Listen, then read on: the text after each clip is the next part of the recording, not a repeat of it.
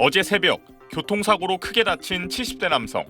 사고가 난 용인에서 70km 떨어진 의정부까지 2시간 가까이 헤매다가 끝내 구급차 안에서 생명을 잃었습니다. 병원 11곳에서 거절당했는데 그중엔 중환 응급 환자를 위해 마련된 번역 외상센터, 응급센터도 7곳입니다. SBS가 지난 16일 보도한 어린이날 숨진 5살 아이 사건의 문제점이 고스란히 겹칩니다. SBS 추가 취재 결과 5살 아이를 태운 구급대는 당초 알려진 5곳이 아니라 모두 10곳의 병원에 연락했고 그중엔 서울 시내 3개밖에 없는 소아응급의료센터 중 2개 병원도 포함돼 있었습니다. 접촉한 8개 병원은 전화 연결이 됐으나 소아진료가 불가능하다는 등의 이유로 거절, 2곳은 통화를 시도했으나 연결되지 못했습니다. 이런 상황에서 두려움은 아이와 부모의 몫이었습니다. 저보고 가서 접수해 주시겠어요? 근데 얘가 너무 불안해하니까 구급대원분이 가서 접수를 가서 한 거고. 응급실을 찾아 헤매는 어처구니 없는 상황이 반복되는 데엔 복지부의 안이한 인식이 크다는 지적이 이어집니다. 당시 복지부는 사실관계도 틀린 채 119 구급대가 유선으로 문의한 건 응급실 뺑뺑이가 아니라는 식의 책임 회피에 급급했습니다.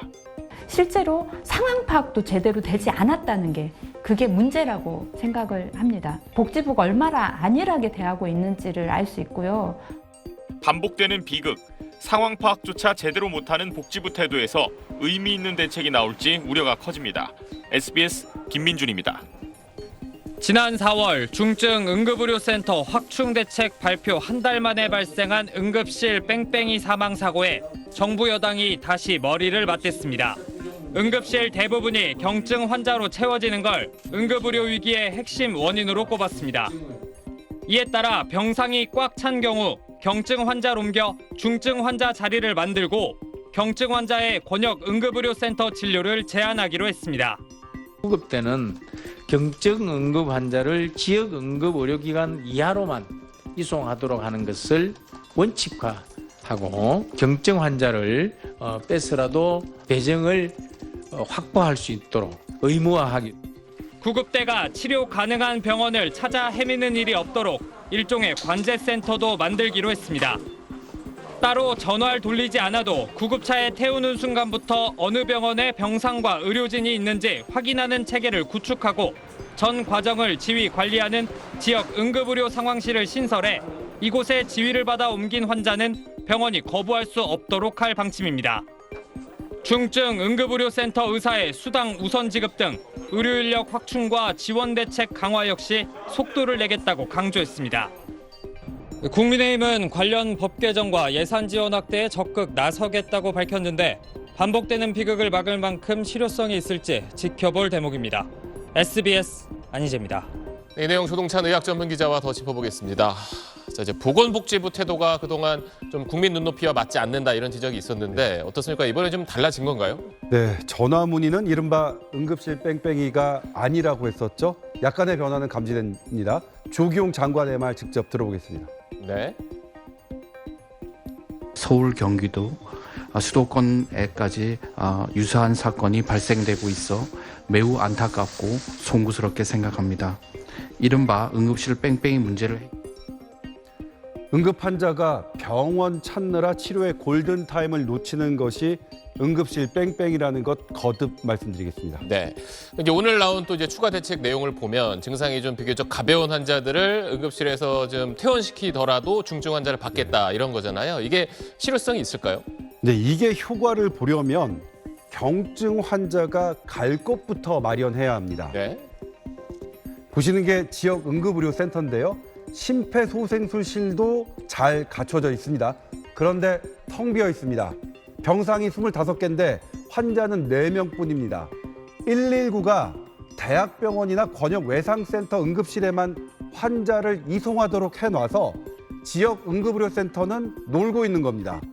일본처럼 모든 응급 환자는 지역 응급의료센터에서 우선 진료하고 중증 환자만 대학병원이나 권역 외상센터에 이송하는 방안을 생각해야겠습니다.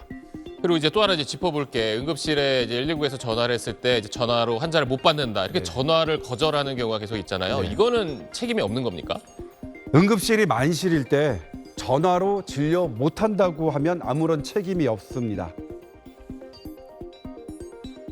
다른 병원은 다 진료를 사실상 거부당하신 거잖아요. 근데 저희는 열심히 치료를 했는데도 불구하고 굉장히 그 심리적인 압박, 그다음에 뭐 이런 우울감. 어떻게든 환자를 진료하는 병원이 오히려 손해보는 현실은 바꿔야겠죠.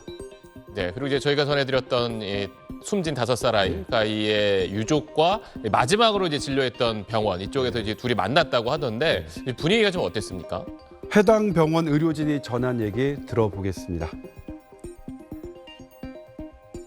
특히 아버님께서 이제 문자를 주신 내용이 있어요. 그날 그 자신의 아이를 치료해 주신 소아과 선생님께 감사하다. 우리나라에 소아과 의사가 부족하고 이런 분들 충분히 이해하고 계시더라고요. 유족과 병원 사이의 법적 분쟁은 진행될 겁니다. 하지만 어떤 게 진짜 대책인지는 의견이 같았습니다. 네, 의료진이 좀 위축되는 일은 없었으면 좋겠습니다. 조동차 의학 전문 기자였습니다. 한 가정집에 급히 출동한 119 대원이 들은 요청, 앉혀달라입니다. 여기 좀 앉혀놔 주셨으면 좋겠는데 진짜. 앉혀놔달라고요? 다리에 상처 났다는 신고를 받고 갔더니 출혈이 지속되는 것도 아니고. 다급하게 출동했다가 그냥 돌아오는 일이 다반사입니다. 무서운데 넘어진 건 맞고 확실하고요. 괜찮으니까 들어가시면 돼요. 119법 시행령에 따라 비응급 환자는 출동 요청을 거절할 수 있지만 환자를 보지 않고 판단하기 어렵고 민원 문제도 있으니 경중을 따져서 출동한다는 건 사실 불가능합니다. 재작년 기준 병원에 갈 필요조차 없었던 119 출동 건수는 100만 건이 넘습니다. 전체의 3분의 1쯤입니다. 이런 출동에 헛심을 쓰다 보면 촌각을 다투는 응급 환자의 이송에 쓸 시간이 적어지는 겁니다.